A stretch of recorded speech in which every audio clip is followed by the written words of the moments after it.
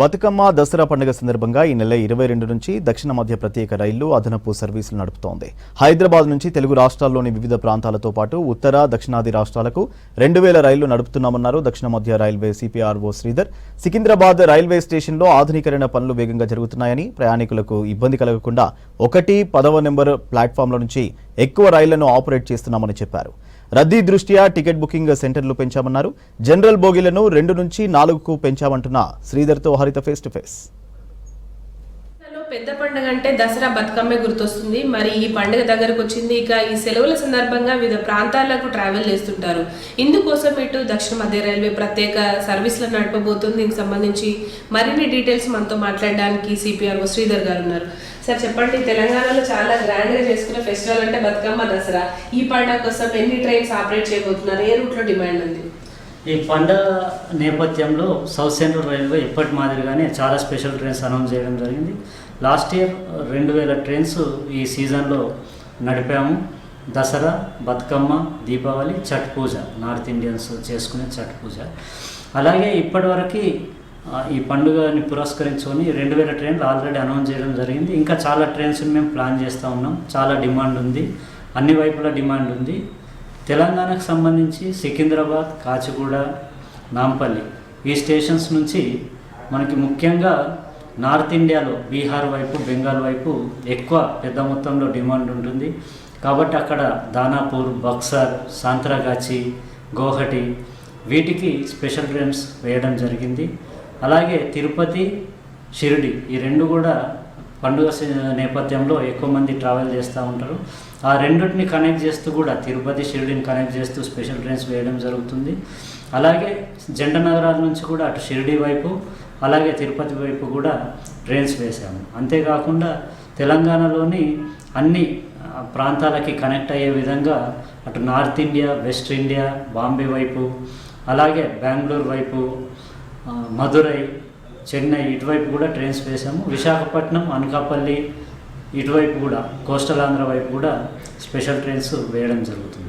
Okay sir, Telangana వ్యాప్తంగా passing through trains కావచ్చు, వేటికి ఎక్కువ డిమాండ్ ఉంది? ప్రస్తుతం ఇటు వందే భారత్ కూడా కొత్త స్టాపేజెస్ స్టార్ట్ చేశారు కదా, డిమాండ్ ఎట్లా ఉంది? డిమాండ్ ఎప్పటి మాదిరిగానే చాలా పెద్ద మొత్తంలో డిమాండ్ ఉంది. నార్త్ ఇండియాకి, సౌత్ ఇండియాకి ఇంపార్టెంట్ ట్రైన్స్ అన్నిట్లో కూడా వెయిట్ లిస్ట్, చాలా వెయిట్ లిస్ట్ వస్తూ ఉంది. అంటే తెలంగాణ ఎక్స్ప్రెస్ కావచ్చు, ఫలక్నుమా ఎక్స్ప్రెస్ కావచ్చు, ఇటు బెంగళూరు వెళ్ళే బెంగళూరు ఎక్స్ప్రెస్ వాటికి సంబంధించి. సో ఇంపార్టెంట్ ట్రైన్స్ అన్నీ కూడా ఫుల్ ఉన్నాయి. చాలా ట్రైన్స్లో అదనపు కోచులు యాడ్ చేయడం జరుగుతుంది. అంతేకాకుండా ఈ మధ్య కాలంలో చాలా చోట్ల డిమాండ్ ఉండడం వల్ల ఇంతకుముందు చాలా చోట్ల ట్రైన్ హాల్ట్స్ను రిమూవ్ చేయడం జరిగింది. అప్పుడు జీరో బేస్డ్ టైం టేబుల్ అని చేసిన ప్రక్రియలో భాగంగా ఇప్పుడు దాదాపు 137 అలాంటి హాల్ట్స్ని పునః ప్రారంభించాము ఈ మధ్య. అంతేకాకుండా వందే భారత్ ట్రైన్స్లో కూడా డిమాండ్ దృష్టిలో పెట్టుకొని నాగ్పూర్, సికింద్రాబాద్ వందే భారత్ ట్రైన్లో మంచిర్యాల్లో మరియు కాగజ్ నగర్లో కూడా హాల్ట్స్ ఇవ్వడం జరిగింది. ఇలా అంటే అదనపు బోగీలు, అదనపు హాల్ట్లు, అలాగే దాదాపు 2000కు పైగా స్పెషల్ ట్రైన్స్ వేయడం జరుగుతూ ఉంది ఈ పండుగ నేపథ్యంలో. ఓకే సార్, అంటే జనరల్గా ఈ ఫెస్టివల్ సీజన్లో క్రౌడ్ ఎక్కువగా వస్తుంటారు. అందులోనూ జనరల్ బోగీలు ఎక్కే వాళ్ళు ఎక్కువ ఉంటారు, అన్రిజర్వ్డ్ ప్యాసింజర్స్. వాళ్ళ కోసం బోగీలను ఏమైనా పెంచే అవకాశం ఉందా? ఏ ట్రైన్లలో ఎక్కువ డిమాండ్ వస్తుంది? జనరల్ బోగీకి సంబంధించి కూడా ఈ పండుగ సీజన్లో ఎక్కువ మొత్తంలో ప్రయాణికులు అంటే లాంగ్ డిస్టెన్స్ వెళ్ళి బీహార్, యూపీ అలా మిగతా సౌత్ ఇండియాలో కూడా ఎక్కువ మొత్తంలో జనరల్ టికెట్ హోల్డర్స్ ఎక్కువ ఉండడం వల్ల చాలా ట్రైన్స్లో కూడా జనరల్ బోగీస్ యాడ్ చేస్తూ ఉన్నాము.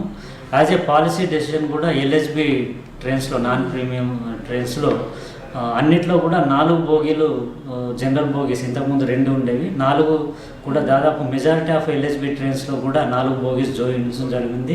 సో దీనివల్ల వాళ్ళకు కూడా ఉపయోగకరంగా ఉంటుంది. ఓకే సార్, మొత్తంగా ఈ ఫెస్టివల్ సీజన్లో ఈ అదనపు సర్వీసులు ఎన్ని రోజులు నడిచే అవకాశం ఉంటుంది? ఎప్పటి నుంచి స్టార్ట్ కాబోతున్నాయి? ఈ అదనపు సర్వీసులు ఇప్పుడు రాబోయే 2 రోజుల్లోనే ప్రారంభం అవుతూ ఉంటాయి. నవంబర్ ఎండింగ్ వరకు కూడా వీటిని అనౌన్స్ చేస్తూ ఉన్నాం. ఇంకా ఫర్దర్గా కూడా చాలా ప్లాన్ చేస్తూ ఉన్నాం. లాస్ట్ ఇయర్తో పోలిస్తే కూడా పెద్ద మొత్తంలో ఈసారి అదనపు ట్రైన్స్ని ఇచ్చేందుకు ప్లాన్ చేస్తూ ఉన్నాం. ఓకే సార్, ఫైనల్గా చెప్పండి, ఇప్పుడు ఆధార్ లింక్ రిజర్వేషన్ గురించి తీసుకొచ్చారు కదా, ఇది ఎప్పటి నుంచి అమలు కాబోతుంది, అసలు దీని ప్రాసెస్ ఏంటి? ఆల్రెడీ ఆధార్ లింక్డ్ టికెటింగ్ అన్నది పిఆర్ఎస్ రిజర్వేషన్ సిస్టంలో మనకి తత్కాల్ టికెట్కి ఇంప్లిమెంట్ చేయడం జరిగింది. ఈ 1 అక్టోబర్ నుంచి మిగతా అన్ని టికెట్ల కంటే నాన్ తత్కాల్ టైమింగ్లో రెగ్యులర్ పిఆర్ఎస్ రిజర్వేషన్ ఏదైతే ఉంటుందో దాంట్లో కూడా ఇవ్వడం జరిగింది. సో ఆధార్ని ఆథెంటికేట్ చేస్తేనే టికెట్ అనేది అలో చేస్తుంది. సో ఆధార్ ఆథెంటికేషన్ అనేది కంపల్సరీ, దీన్ని అందరూ కూడా గమనించాలని కోరుతాము.